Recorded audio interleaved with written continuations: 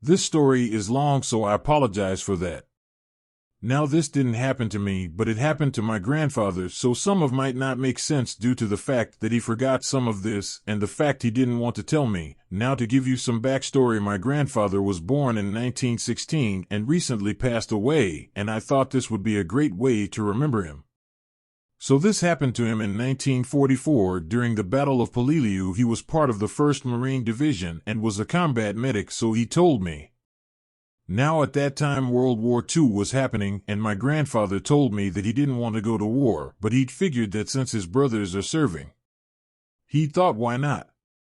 Unfortunately, his older brother was killed in battle, and that left him heartbroken but more determined than ever to fight. Now, my grandfather told me he was one of the toughest S.O.B.S around, and he took a bullet to the side and just brushed it off. Good ol' grandpa, am I right? But he told me that during Peleliu it was hell. After my grandfather's brothers encouraged him to sign up, he was shipped out to Camp Pendleton for basic and was put into the 1st USMC Division. Their job was to take the airfield at Peleliu for their bombers to take out Japanese territories and Japan itself. My grandfather was told this would take a couple of days, but it ended up lasting for a couple of months. Anyways, after he was on the beachheads, his platoon was ordered to clear out remaining Japanese forces in the area, but the problem with that was that they were dug in by caves and underground bunkers, so they couldn't bomb them out, so he told me.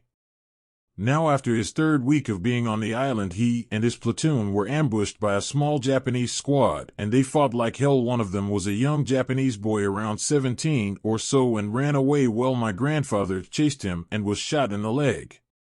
My grandfather told me that this boy looked like he couldn't go through with killing him and let him live. Then what happened after that, my grandfather told that this boy bent down and said, "I'm sorry, I'll let you live. I know you have a family and want to return, so I'll let you live."